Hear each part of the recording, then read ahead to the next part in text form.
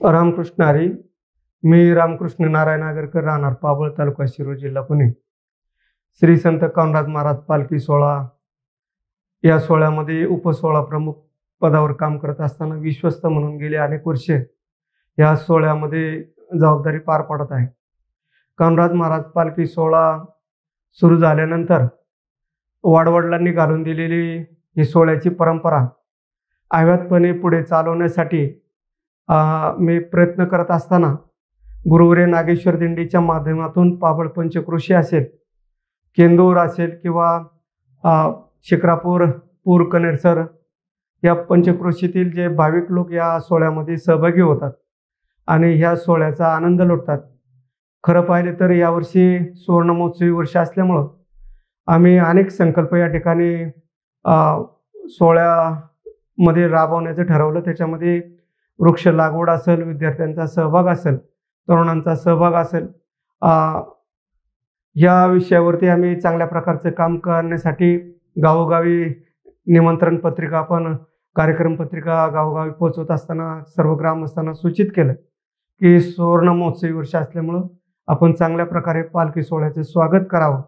आणि त्या पद्धतीनं सर्व ग्रामस्थांनी मुक्कामाच्या ठिकाणी असो, प्रत्येक ठिकाणी चांगल्या प्रकारचं उत्कृष्ट असं स्वागत, त्याच्यामध्ये रांगोळ्या असतील, फटाक्याची आतिषबाजी असेल, ढोल लेझिम पथक असेल, त्याचप्रमाणे पुष्पवृष्टी असेल, JCB मधून पुष्पवृष्टी करण्याचा प्रयत्न या ठिकाणी केलेला आहे. त्याचप्रमाणे आपण शाळांचे विद्यार्थी, त्याच्यामध्ये बालदिंडी असेल किंवा 8वी 9वीचे विद्यार्थी असतील की ज्यांच्यावरती उद्याच्या भारताची जबाबदारी आहे, भागवताची पताका उद्या ते खांद्यावर घेणार आहे. भागवत धर्माची शिकवण ज्या साधू संतांनी आपल्याला घालून दिली, तसं पाहिले तर कान्होजी महाराज हे सिद्ध पुरुष, जे दररोज गंगेला स्नानाला जाणार, रेणुका मातेच्या दर्शनासाठी माहूरगडाला जाणार, ध्यान धारणेसाठी पिंपळखोरी या ठिकाणी जाणार.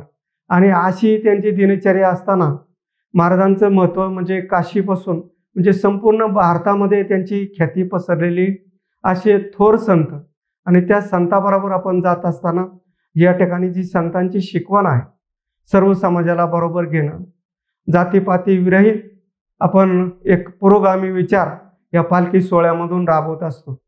या ठिकाणी आपला हिंदू धर्म आहे, हा धर्म सनातन हिंदू धर्मामध्ये आपण कुठल्याही धर्मावर अन्याय करत नाही, सर्व धर्माचा आपण आदर करतो. आणि हा आदर करत असताना बाकीचे सर्व धर्म चुकीची शिकवण देतात किंवा त्यांची अशी दुकानं मांडतात की जसा व्यापार केला जातो, आणि माझ्या भागवत धर्मातलंच काही मोजकं म्हणजे उष्ट घेऊन त्याच्यावरती ते पोट भरू धंदा करतात.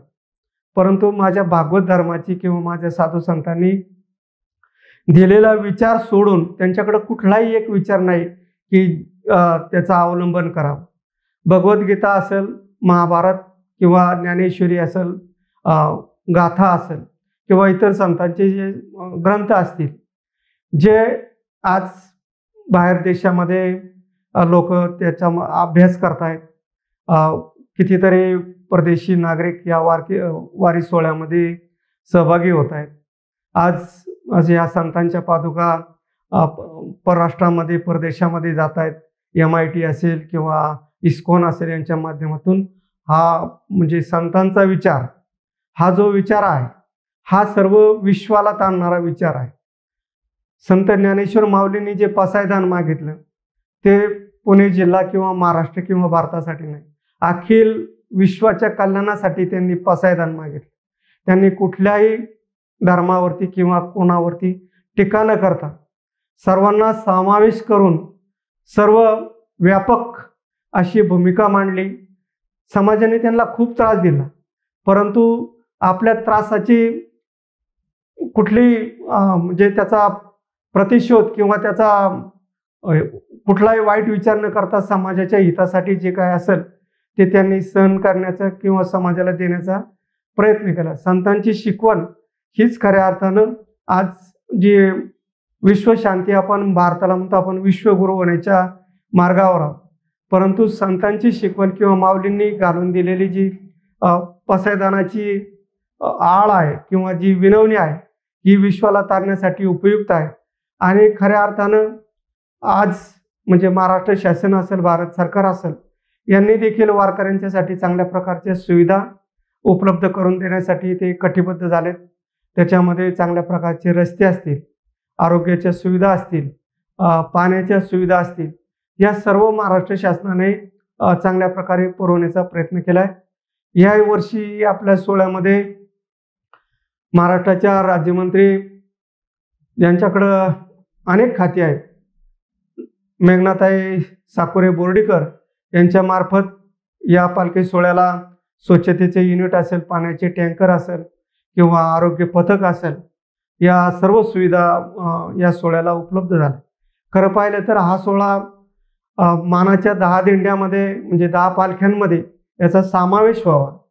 महाराजांचं इतकं मोठं स्थान असताना माऊलींच्या समाधीच्या खिरापतीचे कीर्तन ज्यांनी केलं, माऊलींचं ज्यांनी लालन पालन केलं, ज्यांना संगोपन केलं, वेळोवेळी माऊलींना म्हणजे मार्गदर्शन केलं आणि खऱ्या अर्थानं ज्यांच्या मुखातून म्हणजे पसायदान बाहेर पडलं, हे ज्ञानेश्वरीसारखा अलौकिक ग्रंथ, अमृतानुभवसारखा अलौकिक ग्रंथ माऊलींनी या सगळ्या विश्वासाठी दिला.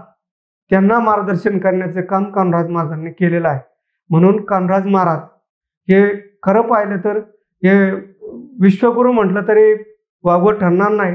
कारण विश्वाच्या कल्याणासाठी ज्यांनी पसायदान मागितलं त्यांना मार्गदर्शन करण्याचं काम हे कान्होराज महाराजांनी केलेलं आहे. आणि ह्या कान्होराज महाराजांची जी पालखीची परंपरा आज तागायत म्हणजे चालू आहे आणि यापुढे ती वृद्धिंगत होईल. पालखी सोहळ्याचं अतिशय भव्यदिव्य असं स्वरूप आपण सर्वांनी पाहिले. गेले म्हणजे सुरुवातीला 10 ते 15 लोकांनी सुरू केलेली ही पालखी आज 5000 वारकरी बरोबर घेऊन बरोबर असते. आणि पालखी सोहळा, पालखी म्हणजे काय? पालखीमध्ये पादुका असतात. पालखी म्हणजे काय? पालखीमध्ये विश्वास असतो, एक आपली श्रद्धा असते आणि त्या श्रद्धेबरोबर आपण चालत असतो. आणि श्रद्धा, विश्वास, विनय आणि हेच विचार आपल्या मनामध्ये रुजले तर आपल्याबरोबर चालणारा आपला प्रत्येक बांधव आहे, आपली बहीण आहे, आपली माता आहे, अशा प्रकारची संकल्पना ज्या वेळेला जे यामध्ये आपल्या मनामध्ये रुजते त्यावेळेला खऱ्या अर्थानं एक आनंद वारी आपल्याला त्याचा अनुभव येतो.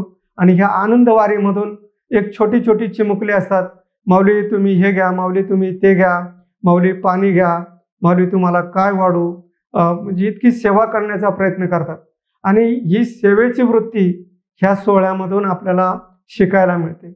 तरुणांचा सहभाग याच्यामध्ये वाढला तर तरुणांनी सेवा कशी करायची, एकमेकांच्या बरोबर आदरातिथ्याने कसं वागायचं, कसं बोलायचं, ही शिकवण खऱ्या अर्थाने या सोहळ्यामधून सर्व तरुणांना मिळत असते.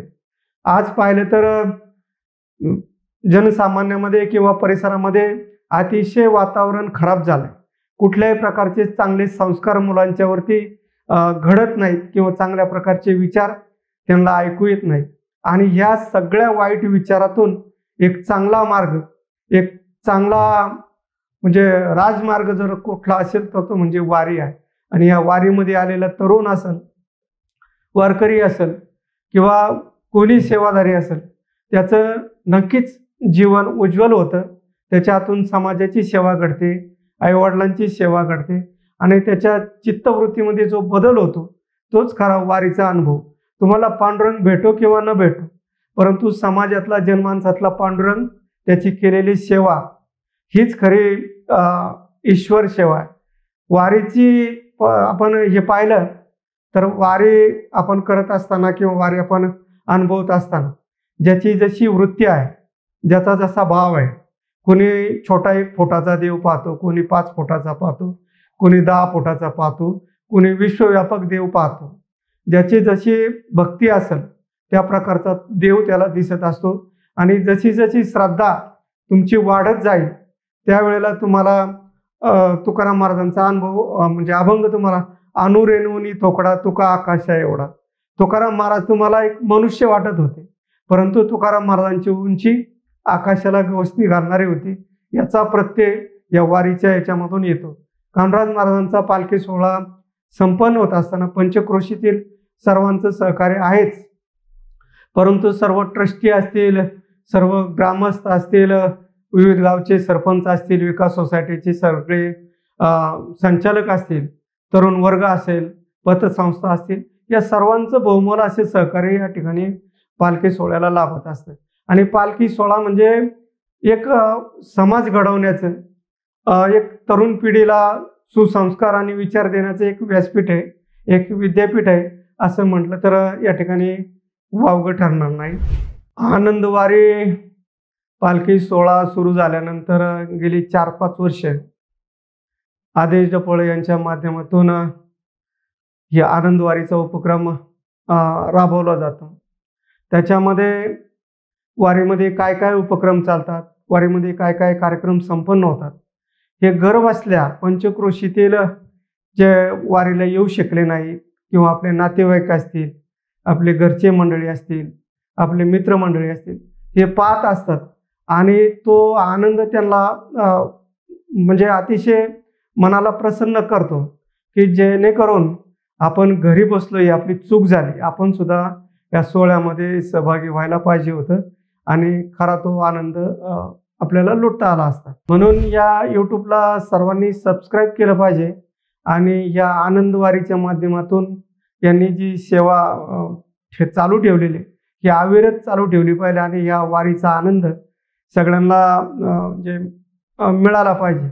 वारी आपण करत असतो, परंतु आपल्या पश्चात हजारो लोक त्या वारीचा आनंद घेत असतात आणि आपण समजा 5,000 असाल तर 25,000 लोक त्या वारीचा आनंद घर बसल्या घेत असतात आणि हा खरं तर अतिशय स्तुत्य उपक्रम आहे आणि अलौकिक असा आनंद या आनंदवारीतून आपल्या सर्वांना मिळत असतो. रामकृष्ण हरी.